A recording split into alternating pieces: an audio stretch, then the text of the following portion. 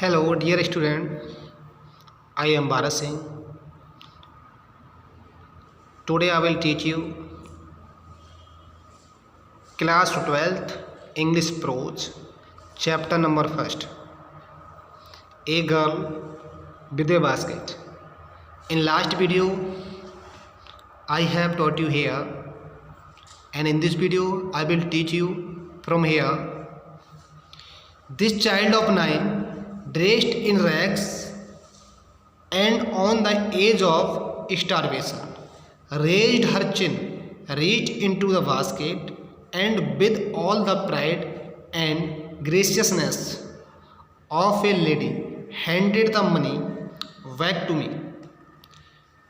यहाँ कवि कह रहे हैं कि जैसे मैंने उस बच्चे को पैसे दिए थे, 15 सेंट पैसे दिए थे, सहायतार्थ, लेकिन बच्चे ने वो पैसे एक्सेप्ट नहीं करता और अपने टोकरी में हाथ डाल के दोबारा मुझे वापस पकड़ा देता है। दिस चाइल्ड ऑफ 9, ये 9 साल का बच्चा है, ड्रेस्ड इन रैग, उसके फटे हुए कपड़े पहने हुए हैं, रैग्ड में फटे हुए चीथड़े जैसे कपड़े, and on the edge of starvation, और भूख से मरने को तैयार है, भूख से एज ऑफ स्टारवेशन, भूख से मरने वाला है। रेज्ड हर चिन, उसने अपनी ठोड़ी को उठाया, and reach into the basket, और टोकरी तक पहुँचे, मैं टोकरी से पैसे निकाले, and with all the pride, अपने पूरे गर्व के साथ, एंड ग्रेसियसनेस, विनयशीलता से, ऑफ ए लेडी, एक महिला की तरह, एक महिला की गर्व और सहनशीलता के से, handed the money back to me, मुझे उसने पैसे वापस दे दिए।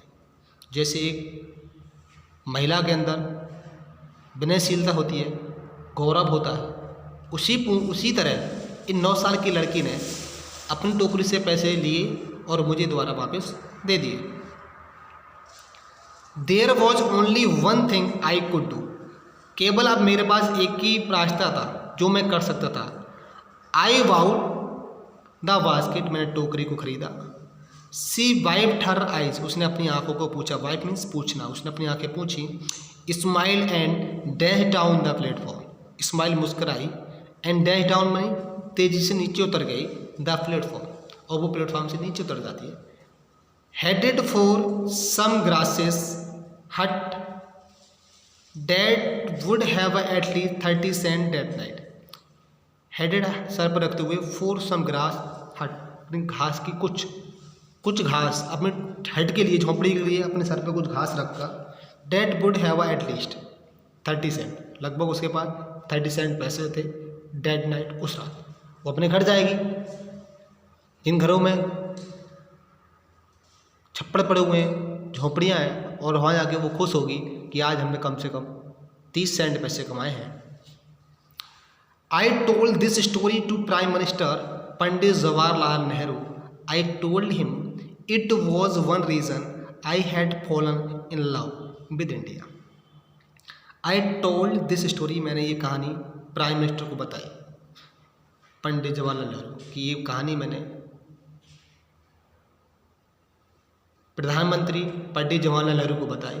आई टोल्ड हिम, मैंने उनसे कहा, it was one reason I had fallen in love with India, कि यही कारण है कि मैं इंडिया के प्यार में, मैं इंडिया से प्यार करता हूँ।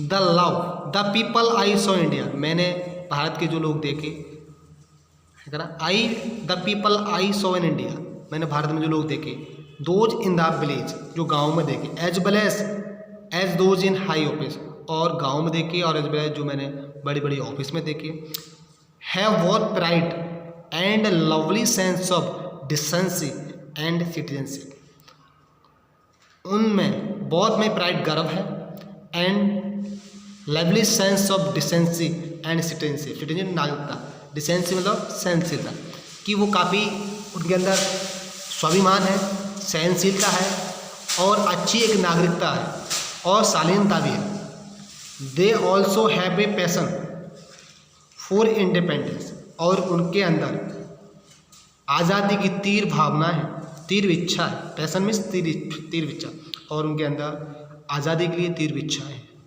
This beautiful child born in squalor and poverty uneducated in both grammar and manners, had given me a glimpse of warm soul of India.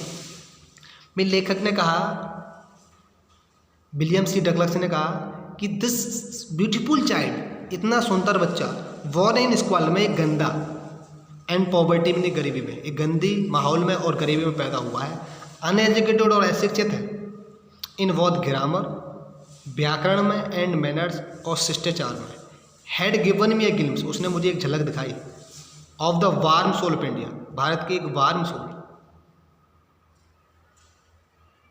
गर्व एवं सम्मान से भरपूर व्यक्ति की जो क्वालिटीज होती हैं, जो अच्छाइयाँ होती हैं, इस छोटे बच्चे ने, जो गरीबी में पैदा हुआ, गंदे माहौल में पैदा हुआ है, अशिक्षित है, ना उसको ग्रामर आती है और ना ही किसी प्रकार के मैनर आते हैं, फिर भी इस बच्चे ने मुझे भारत के एक अच्छे लोगों से, एक सहनशील और सभ्यता से भरे हुए लोगों की झलक दिखाई। तो okay students, this chapter is over. Write the question answer of this chapter and learn and make a preparation for your test. Okay students, and have a nice time.